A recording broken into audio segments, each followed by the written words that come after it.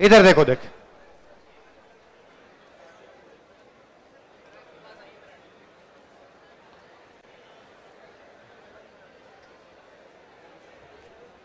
तुम्हारे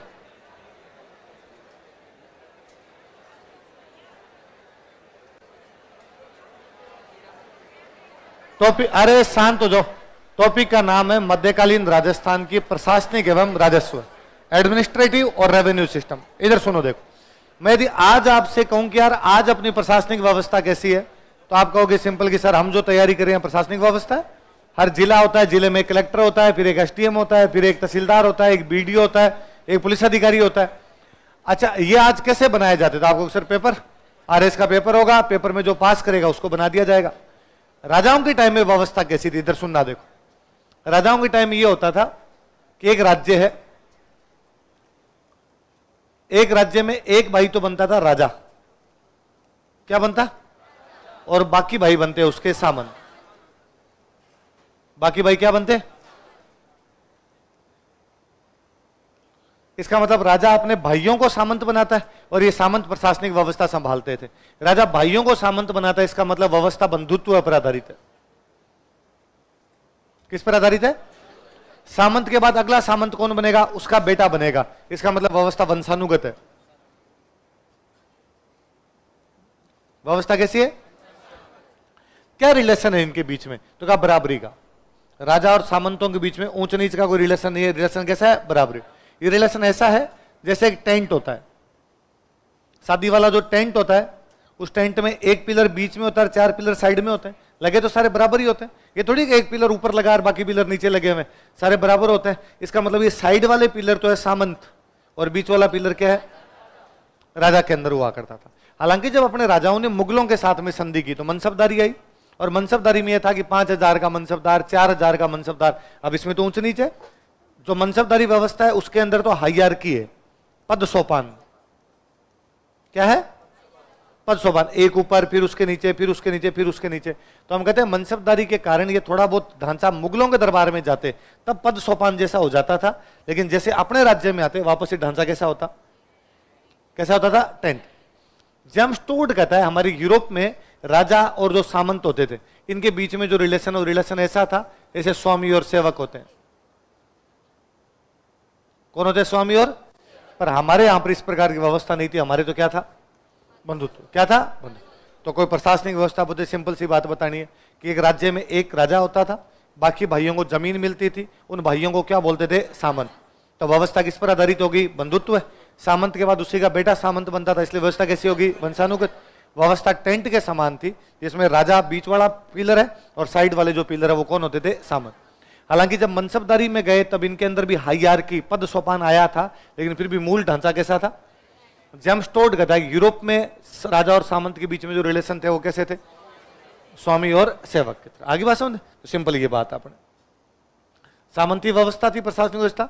छोटे भाइयों को जमीन मिलती थी, छोटे भाइयों को जमीन दी जाती थी, उनका वंशानुगत अधिकार होता था, बंधुत्व पर आधारित थी। मुगलों की मनसबदारी के कारण थोड़ा सा प्रभावित हुआ था, लेकिन मूल ढांचा फिर भी कैसा बना रहा था? टेंट के जैसा। सिंपल बात, और कुछ ही बात नहीं। और क्या चीज है?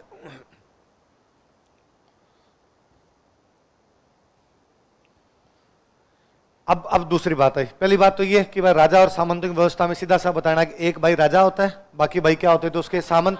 भाई सामंत बनते, इसलिए व्यवस्था कैसी? बंधुत्व है। सामंत के बाद सामंत का बेटा ही सामंत बनता, तो कैसी व्यवस्था होगी? वंशानुगत। किसके समान थी? टेंट। मनसबदारी की वजह से क्या आया था? पद सोपान। लेकिन फिर भी ओरिजिनल स्ट्रक्चर कैसा था? टेंट। और जेम्स टोड कहता है यूरोप में व्यवस्था कैसी थी? स्वामी। लेकिन हमारी यहां पर बंधुत्व की थी। हमारी कैसी थी? अब क्या काम क्या होते हैं? राजा और सामंत के काम क्या होते हैं? तो यह था कि राजा और सामंत के बीच में जो भी रिलेशन है वो अधिकार और कर्तव्य पर आधारित है। किस पर आधारित है? राइट्स और ड्यूटी। राजा के प्रति सामंत के कुछ कर्तव्य हैं, सामंत वो कर्तव्य निभाएंगे, और सामंतों को कुछ क्या दिए जाएंगे? अधिकार।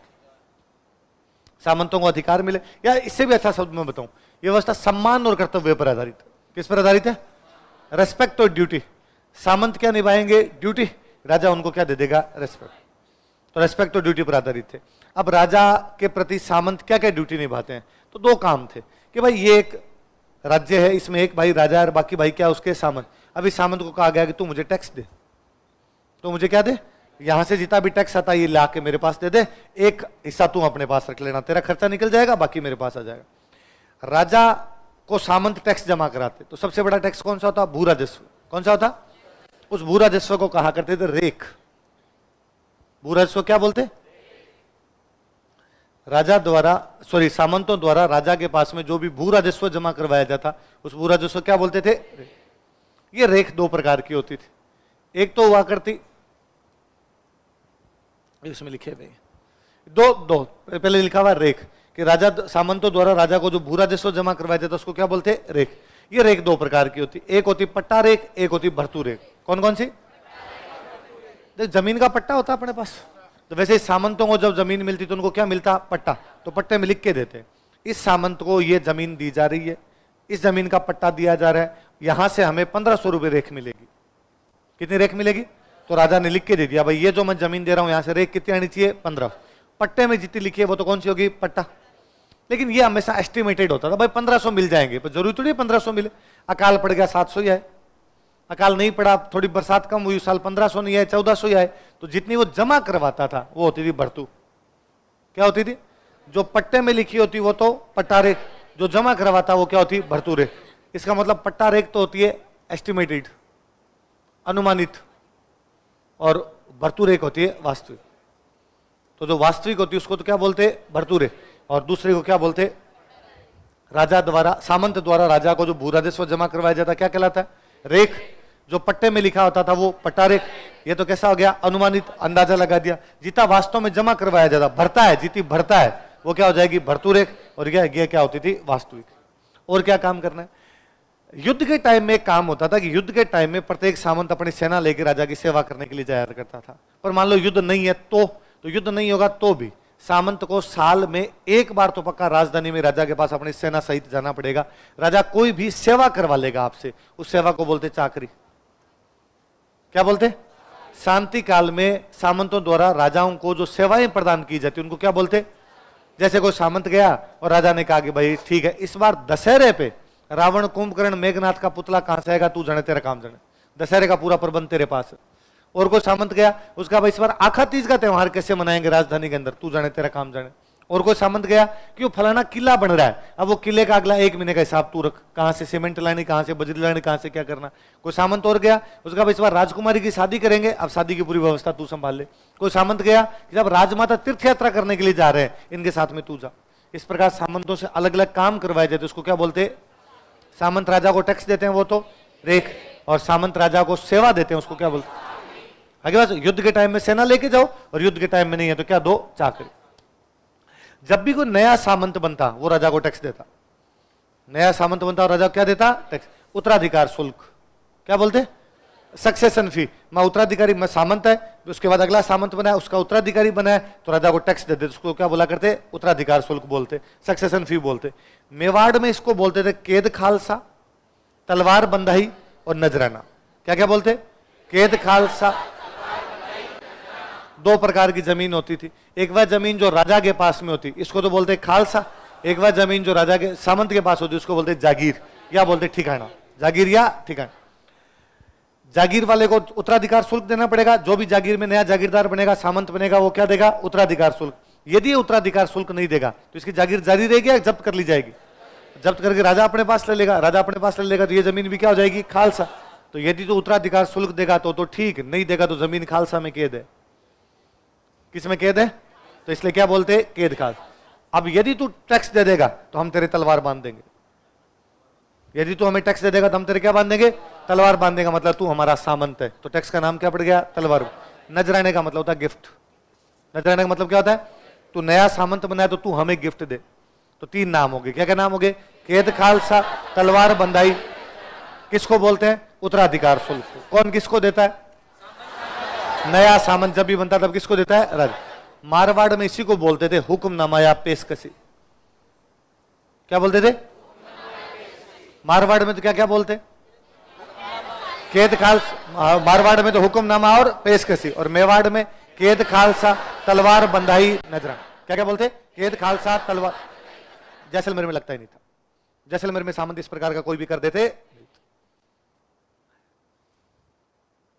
एक नजराना, एक तो नजराना तलवार बंधाई को मेवाड़ वाले क्या बोलते हैं? नजराना। वैसे नजराना का मतलब गिफ्ट होता था।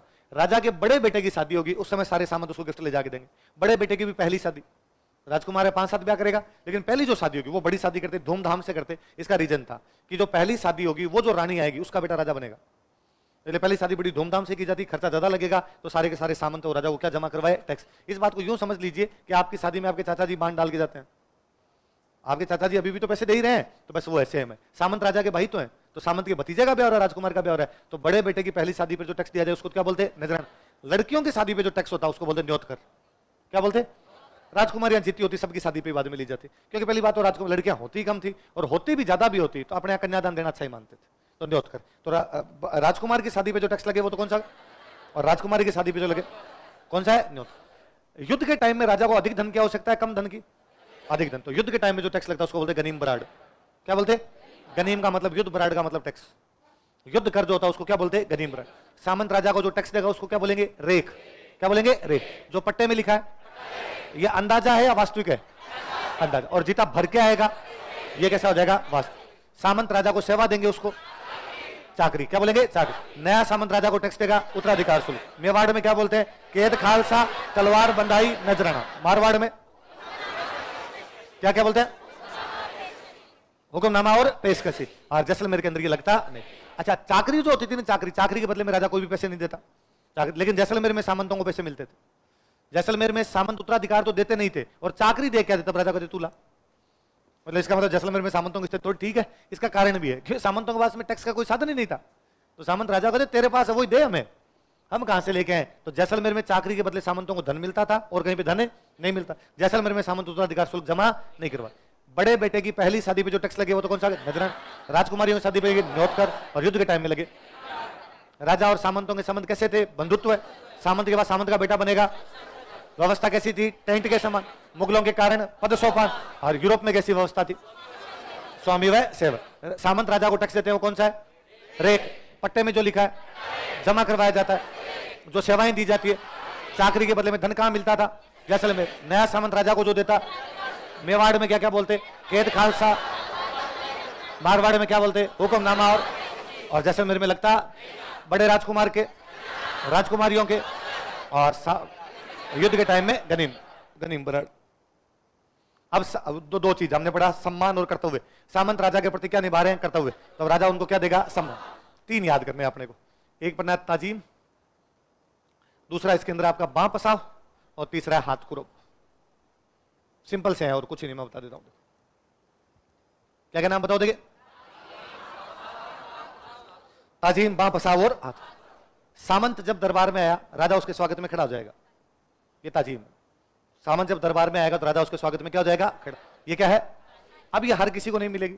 ऐसे सामंत जो किसी युद्ध में लड़ते हुए मारे गए, तब राजा कहता है भाई इसके आज के बाद बेटे पोते पड़पोते जब भी आएंगे तो इनके स्वागत में मेरे बेटे पोते पड़पोते जो भी होंगे खड़े होंगे। तो ये क्यों, कौन सी होगी? इस बात को यूं समझ लीजिए कि यदि भारत में कोई परमवीर चक्र विजेता प्रधानमंत्री के सामने जाए तो प्रधानमंत्री जी खड़े हो जाएंगे। और इसी बात है, इतना बड़ा जनरल आपका है तो आप खड़े हो जाओ।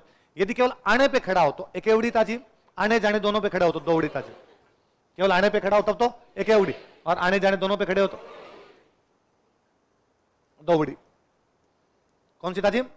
मुझे याद है जोधपुर में एक राजा हुआ था विजय सिंह। कौन राजा था?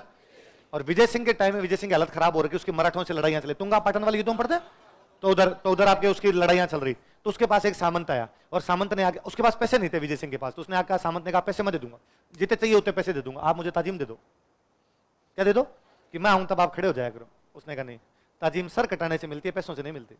तो इस बार युद्ध में लड़ता हुआ महाराजा, तेरे बाद में तेरी जीती पीढ़ी आएगी, उनको मेरी जीती पीढ़ी आएगी, वो खड़ी होगी। उसने कहा ये तो नहीं होता, भाग यहाँ से, ताजीम में सर कटाने पे मिलती, केवल आने पे खड़ा हो तब तो, आने जाने दोनों पे।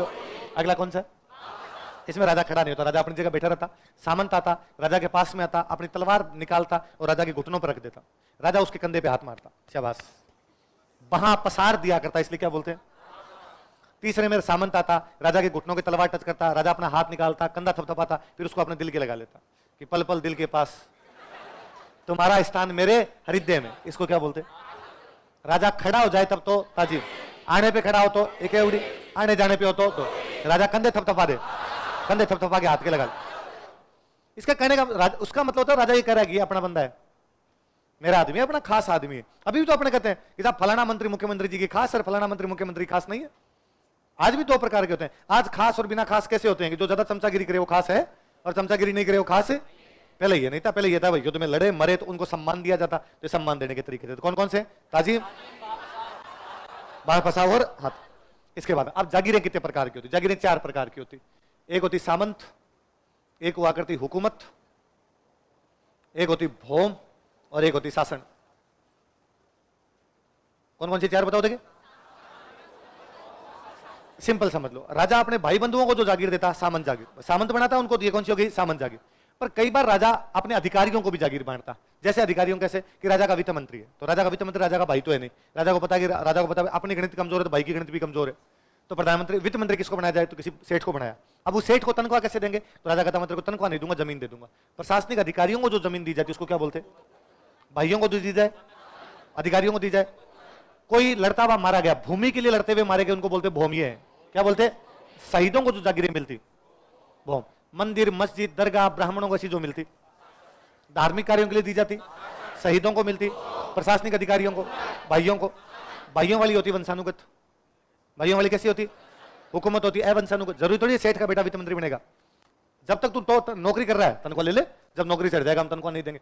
भौम वाली दोनों प्रकार की होती, वंशानुगत भी हो सकती है अवंशानुगत भी। कई बार ये देखते किसी बड़े युद्ध में लड़ता हुआ कोई शहीद होता है तो कहते वंशानुगत जागीर दो। कई बार होता है कि नहीं यार ठीक अपनी तरफ से शहीद हो गया और इसके बच्चे छोटे हैं यार, तो कहते 3 पीढ़ी तक तुम ये जागीर रखोगे, 3 पीढ़ी बाद छीन लेंगे, 3 पीढ़ी बाद वापस ले ली जाएगी। तो वंशानुगत भी हो सकती है। शासन जागीर में तो वंशानुगत वाला है ही नहीं, क्योंकि तो मंदिर मस्जिद को दे रहे हैं, पर इस पे टैक्स नहीं लगता था कोई, इसलिए जागीर को बोलते माफी जागीर। क्या बोलते हैं? बाकी सब पे टैक्स लगेगा लेकिन इस पे किसी प्रकार का टैक्स ही। तो जागीरें कितने प्रकार की? 4। भाइयों को बांटे, कैसी होती थी? वंशानुगत।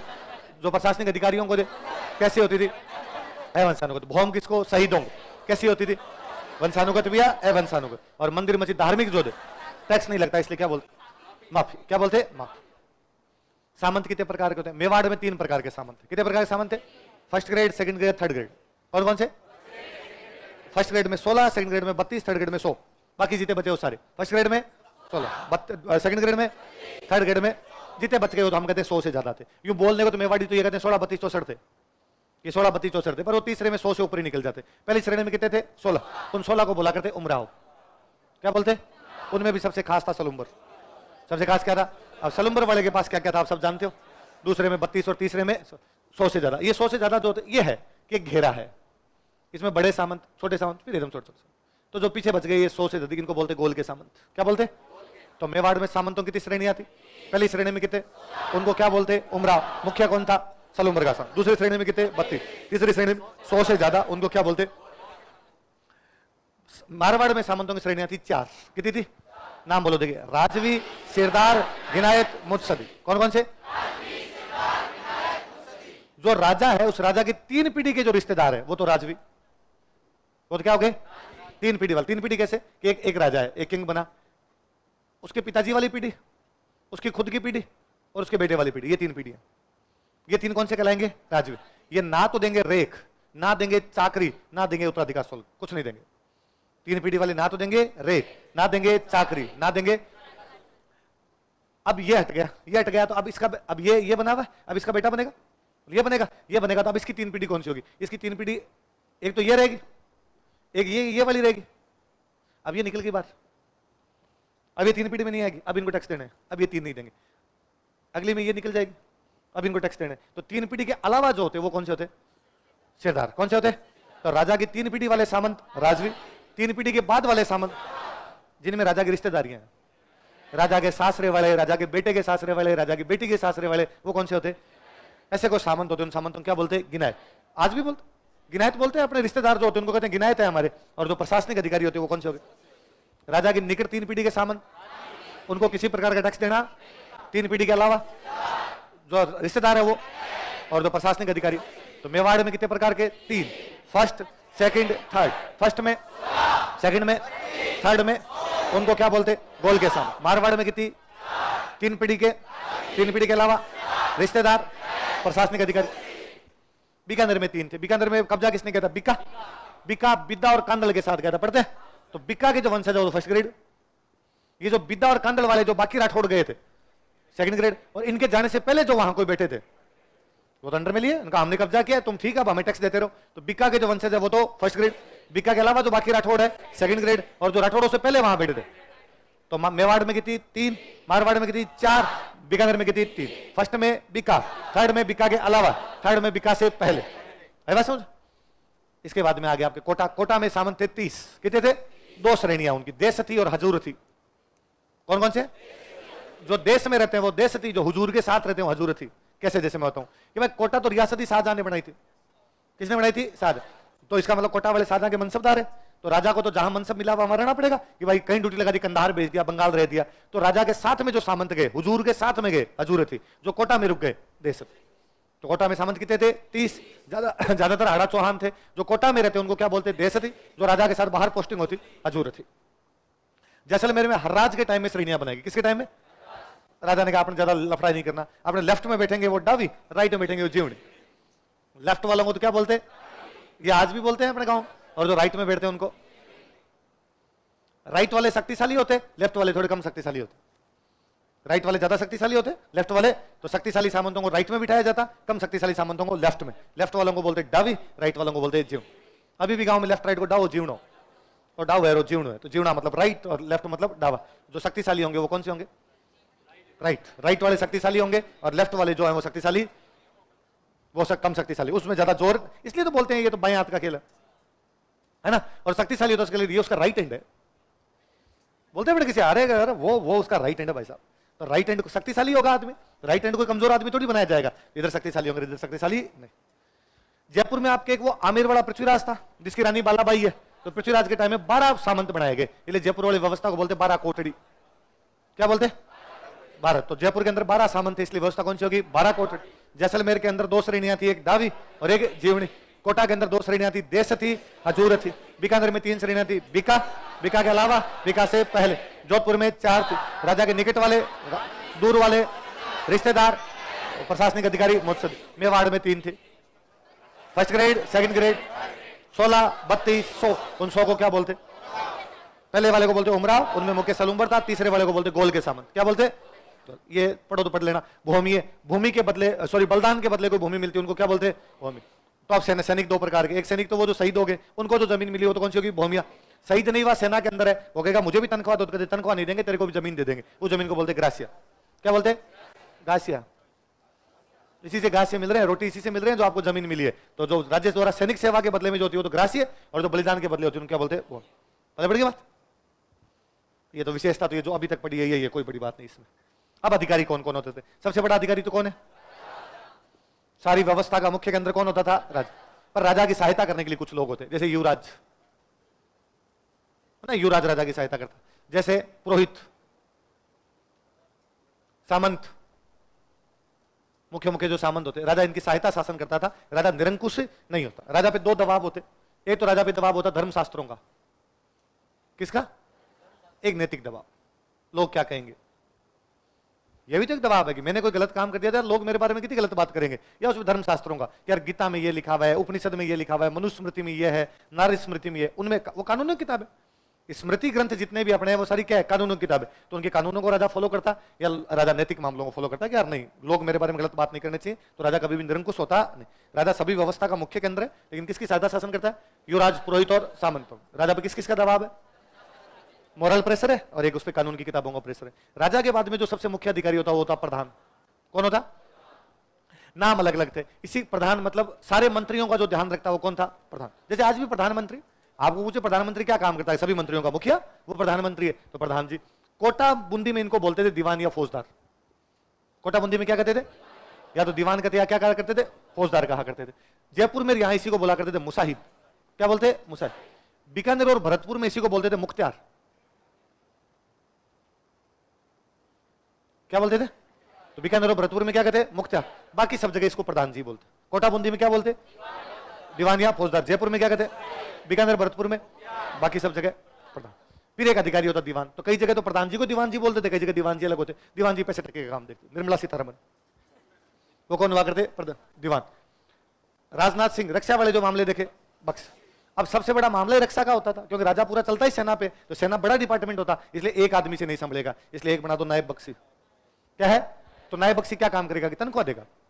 सेना को तनख्वाह देने का जो काम करेगा कौन करेगा? नायब बख्शी। अब तनख्वाह दे तो वो ये भी तो ध्यान रखे टैक्स कितना है, टैक्स को क्या बोलते हैं? रेक। तो रेक का जो हिसाब रखता है वो कौन हो गया? आगे बात समझ में? सारे मंत्रियों पे कंट्रोल करता है वो प्रधान। इसको कोटाबंदी में क्या बोलते हैं? दीवान फौजदार। जयपुर में क्या बोलते हैं? मुसाहिब। बीकानेर भरतपुर में क्या कहते हैं? मुख्तार। बाकी सब जगह प्रधानमंत्री। पैसे टक्के के मामले देखता दीवान। सेना के मामले देखता, सेना को वेतन देता जेडीए। एक प्रकार से कि शहर में जो प्रशासनिक व्यवस्था को देखता था उसको बोलते सिकदार।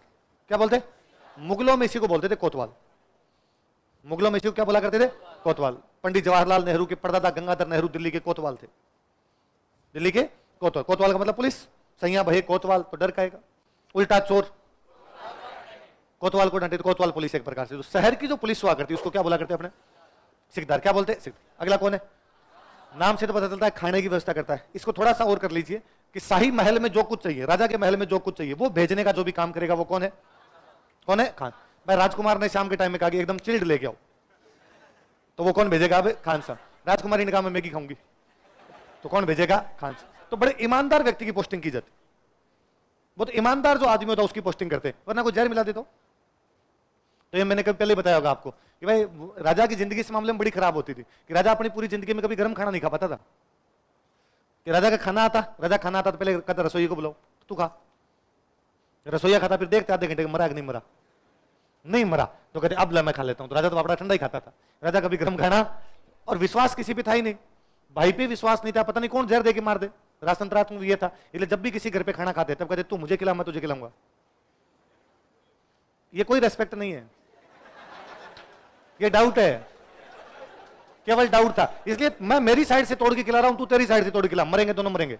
तो आजकल कहीं पर जाते हैं तब लोग देते हैं अरे अरे ये तो लेना चाहिए। अरे इसका मतलब तू डाउट कर रहा है मेरे पे कि मैं तेरे को जहर दे सकता हूं। ये केवल जहर से बचने के लिए था और इसका कोई मतलब नहीं था। तो खानसामा, तो खानसामा के पद पे यदि कोई ढंग से काम करता तो उसका अगला प्रमोशन दीवान था। प्रमोशन क्या था? कि जो खाने पीने के मामले में सही रह जाएगा उसको पैसे टक्के का मामला दो, जो यहां ईमानदारी दिखा देगा उसको वहां भी क्या बनाया जाए?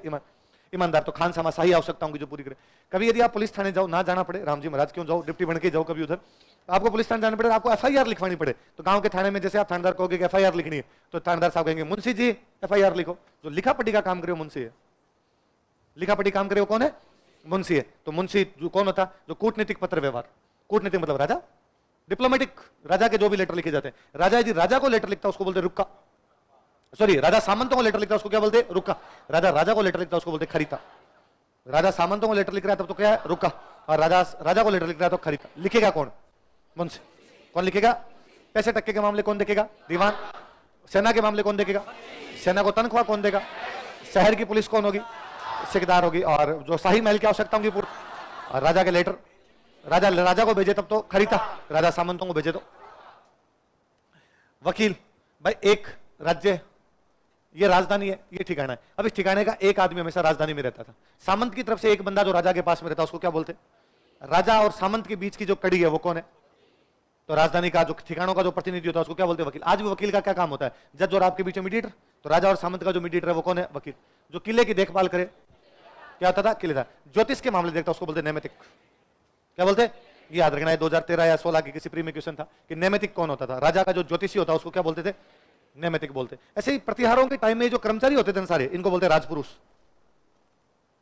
क्या बोलते? राज्य कर्मचारी जो भी प्रतिहारों के टाइम में होते थे उनको क्या बोलते थे? तो कोई मुझे प्रतिहारों के टाइम में राज्य के कर्मचारियों को क्या कहा जाता था? क्या कहा जाता था?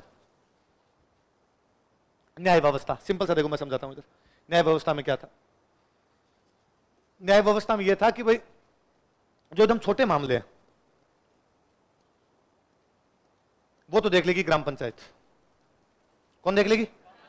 या देख लेगी आपकी जाति की पंचायत।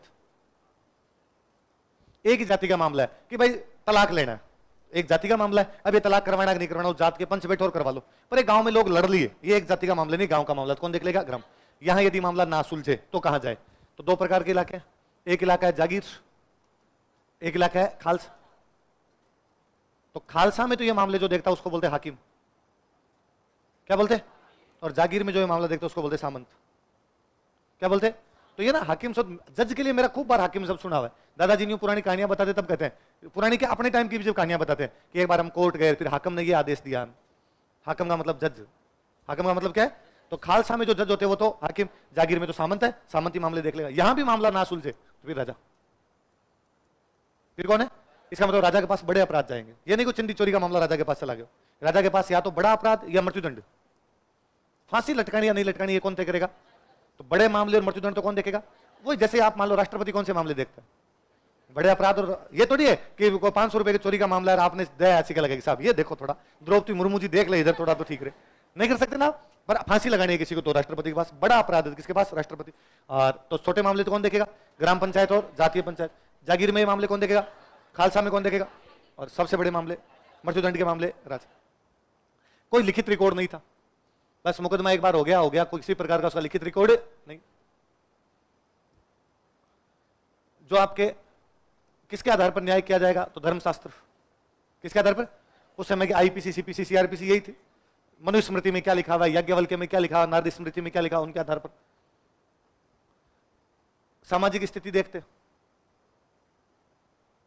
ब्राह्मणों को कम दंड मिलेगा, वो सब चीजें भी हुआ करती। मैं कहूं आज आर्थिक स्थिति है, आज ज्यादा पैसे वाला वो बच जाता है, पैसे नहीं है वो बचता नहीं। उस समय सामाजिक स्थिति देख लिया करते कि सामाजिक स्थिति के अनुसार कम या ज्यादा दंड दे दिए जाते थे। जो न्याय था वो जल्दी हो जाता था, तारीख पे तारीख वाला मामला, कागजी डॉक्यूमेंटेशन नहीं था ज्यादा, इसलिए सस्ता था। न्याय शीघ्र भी था, न्याय कैसा था? सस्ता। दंड कैसे थे? तो बहुत सरल थे, तो बड़े दंड नहीं देते अपने राजस्थान में। अपना यूं थे कि मान लो किसी ने मार पीटन कर ली, अब इसको क्या दंड दे कि 2 बोरी चूका कबूतरों को डाल दे, 1 महीने तक गौशाला में आके सेवा करके चला जा, इस प्रकार के दंड दे दिया करते थे अपने यहां पर। इसलिए अपने तो मैगस्थनीजन कह के गए कि भारत में दंड ज्यादा थे ही नहीं। शरण देने का अधिकार होता सामंतों के पास। सामंतों के पास कैसा अधिकार था? और यदि सामंत ने किसी अपराधी को शरण दे दी फिर उसको दंड नहीं मिलेगा। कुछ सामंतों को शरण देने का अधिकार था, यदि सामंत ने किसी को शरण दे दी उसको दंड। इस बात को आप यूं कर लीजिए, अभी भी अपने देखो कोई गुंडा होता है, कोई अपराधी है और उसको सजा नहीं हो रही, अपने कहते हैं यार इसने तो ये मर्डर कर दिया था फिर भी सजा नहीं हुई, तो कहता है साहब मंत्री जी का हाथ है, सरकार का हाथ है, और सरकार चेंज होती है उस आदमी को पकड़ लेते हैं, कर लेते हैं। सेम शरण देने का अधिकार जिसके पास में उसको दंड नहीं मिलेगा। तो सबसे बड़े मामले कौन देखेगा? जागीरों में मामले, खालसा में, छोटे मामले ग्राम पंचायत या जातीय पंचायत। लिखित रिकॉर्ड, न्याय किस आधार पे, क्या देख के, न्याय कैसा है और कैसा है? सस्ता। दंड कैसे है? सामंतों किसका अधिकार? सबको नहीं, कुछ सामंतों को शरण देने का अधिकार है, यदि उसने शरण दे दी तो फिर उस आदमी किसी प्रकार का दंड, यह आपकी न्याय व्यवस्था है। भूराजस्व मैं समझा देता हूं। भूमि, भूमि 2 प्रकार की होती, एक जिसमें खेती होती है, एक जिसमें पशु चरते हैं। एक तो कृषि भूमि, क्या हो? एक तो कृषि भूमि, दूसरी कौन सी? चरणोता। चरणोता का एक नाम और है गोचर। क्या नाम है? यह सार्वजनिक भूमि है, मतलब कोई भी जाके यहां पर अपने पशु चरा सकता है। सामूहिक भूमि है, किसी एक का अधिकार नहीं है, और राजा कभी भी इस पर कब्जा नहीं करेगा, मतलब राजा इसको खालसा के अंदर नहीं मिला सकता। और वही बात थी जी, मान लो कोई राजा खालसा मिला भी लेता तो लोग मजाक उड़ाते, लोग कहते गा की जमीन खा गयो, गोचर दबा गया। मैं कहता हूं अभी भी गांव के अंदर जो गोचर पड़ी होती है उस पर कोई भी जल्दी से कब्जा नहीं करता। पर आजकल क्या गांव में कई नागे होते हैं जो गोचर खा जाते हैं, गोचर पे मकान बना गए, गोचर पे खेती करनी शुरू कर ली, क्योंकि वो दबंग टाइप का होता है, या दबंग नहीं तो निशर्मा होता है जी। तो गांव वालों को लगता है कौन करे, नागा आदमी है, इसने तो घाबे उतार दिया अपने, जिसकी क्या बराबरी करे। खुदा ना खास्ता कई बार ऐसा होता है कि उस व्यक्ति के घर में कोई ट्रेजेडी हो जाती है, कि मान लो ऐसा कोई व्यक्ति इसने गोचर पे कब्जा कर रखा, उसके यंग बेटे की डेथ हो गई है ना, उनके भैंस मर गई, उनकी गाड़ी थी, एक्सीडेंट हो गया उसका, गाड़ी टूट गई, फिर गांव वाले दबी जुबान चुपचाप बात करते हैं कि गांव की जमीन खा गए, राम जी देखे। तो आज भी उन चीजों को बुरा मानते, तो राजा तो कैसे कब्जा कर लेता? तो चरणोता को क्या बोलते? गोचर। सार्वजनिक भूमि थी, सामूहिक थी, राजा खालसा। खेती वाली जमीन 2 प्रकार की होती, एक जिसमें पानी लगता है उसको बोलते उन्नाव, या बोलते पीवल। क्या बोलते? पीवल। एक जिसमें पानी नहीं लगता, बारानी, इंग्लिश में बोलते बैरन लैंड। तो बैरन लैंड से हिंदी में बन गया बारानी, जिसमें पानी लगता, पानी पीता है। अब मुझे बताओ टैक्स इस पे ज्यादा होगा किस पे? पानी वाले पे टैक्स ज्यादा, तो इस पे टैक्स ज्यादा होते थे, और इस पे टैक्स कम हुआ करते। तो भूमि कितने प्रकार की? 2 प्रकार। कौन कौन सी? कृषि और चरणोता। कृषि कितने प्रकार की? 2, उन्नाव, पीवल या बारण। जिसमें सिंचाई नहीं होती बारानी, जिसमें सिंचाई होती है उन्नाव या पीवल। चरणोता भूमि कैसी थी? गोचर, पब्लिक लैंड थी, कलेक्टिव हुआ करती थी, राजा इसको खालसा नहीं कर सकता। अब जमीन है किसकी? जमीन पर अधिकार किसका? भूमि पर अधिकार, भूस्वामित्व किसका? तो ये मानते कि थ्योरिटिकल तो ये मानते, सिद्धांततः तो ये माना जाता कि जमीन राजा की है। जमीन किसकी है? इसलिए राजा को बोलते भूपति। राजा क्या कहते? भू का जो स्वामी है भूपति है, राजा क्या अपने आप में? भूपति। लेकिन वास्तविकता में जमीन किसान की थी, उसका वास्तविक मालिक कौन माना जाता था? जेम्स टोड ने एक बार जयपुर के किसान से पूछा कि जो जमीन तेरे पास में जमीन राजा की एक तेरी है, तो उस किसान ने जवाब दिया कि भोम को धनी तो मैं छू, भोग को धनी राजा छे। भोम को धनी मैं छू, भोग को धनी राजा छे, मतलब जमीन तो मेरी है, टैक्स राजा ले सकता है। टैक्स को बोलते भोग। टैक्स को क्या बोलते? राजा को भोग लगाना पड़ेगा। टैक्स को क्या बोलते? तो भोग को धनी राजा छे, भोम को धनी मैं छू। राजा मेरे से टैक्स ले सकता है, पर जमीन किसकी है? इसका मतलब सिद्धांत था तो जमीन किसकी है? राजा। नॉर्मली कहने को तो यह था कि भाई सारी जमीन राजा जी की, तो राजा क्या है? भूपति। लेकिन वास्तविकता में जमीन किसकी होती? किसान दो प्रकार के होते, एक को तो बोलते बापीदार, एक को बोलते गैर बापीदार। जिनके बाप के पास जमीन होती बापीदार, जिनके बाप के पास जमीन नहीं होती भाई, जिनकी खुद की जमीन है बापीदार, जिनकी खुद की जमीन नहीं है तो दूसरों की जमीन में खेती करते हैं सिकमी, या क्या बोलते हैं इनको? सिकमी। बापीदार जो होते इनकी खुद की जमीन है तो इनको जमीन का पट्टा मिलता, उस पट्टे को बोलते दाखिला। क्या बोलते? मेरे को दाखिल होने का अधिकार है, मैं इस भूमि में दाखिल हो सकता हूं, मेरे को इसके पूरे अधिकार मिले, तो ये मेरे पास दाखिल है। तो एक बापीदार किसान को पट्टा मिलता, उस पट्टे को क्या बोलते थे? और गैर बापीदार किसान को क्या बोलते? सिकमी। क्या बोलते? सिक। बापीदार किसान खेत में कुआं खुदवा सकता है, लकड़ियां तोड़ सकता है, लेकिन गैर बापीदार को ऐसा कोई भी अधिकार, सीधी सी बात है, जमीन अपने दूसरा कोई कैसे कर लेगा? हमने उसको खेती करने के लिए दी है, उसको बाकी कोई भी अधिकार नहीं। जमीन पे जब टैक्स लेते तो तीन बातों का ध्यान रखते।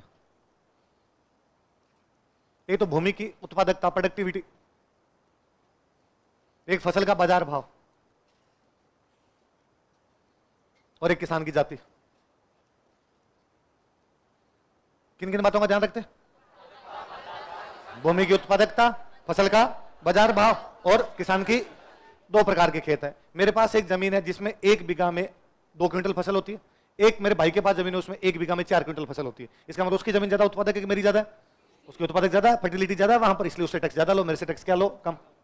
मेरे पास जमीन है जिसके अंदर होता है बाजरा, मेरे पास भाई के पास जमीन इसमें होता है गन्ना, गन्ने की रेट ज्यादा है, बाजरे की भाई से रेट ज्यादा लो, तो फसल का बाजार भाव भी देखेंगे, भूमि की उत्पादकता, किसान की जातियां देखते हैं। जैसे राजपूत और ब्राह्मण किसानों पर बाकियों की अपेक्षा कम टैक्स था। कारण मेरा पहले भी आपको बताया, कभी ब्राह्मण तो धार्मिक स्थिति की वजह से, राजपूत सैनिक सेवा की वजह से कम कर ले, पर अलवर के राजा जयसिंह ने राजपूत और ब्राह्मणों पर 40% टैक्स एक साथ बढ़ा दिए थे, इसलिए निमोषण हत्याकांड हुआ था। पढ़ा था आपने? सिंपल याद रखना। किन किन 3 बातों का याद रखते? कौन कौन सी? उत्पादकता, फसल का बाजार भाव और किसान की। टैक्स लेने का तरीका क्या था?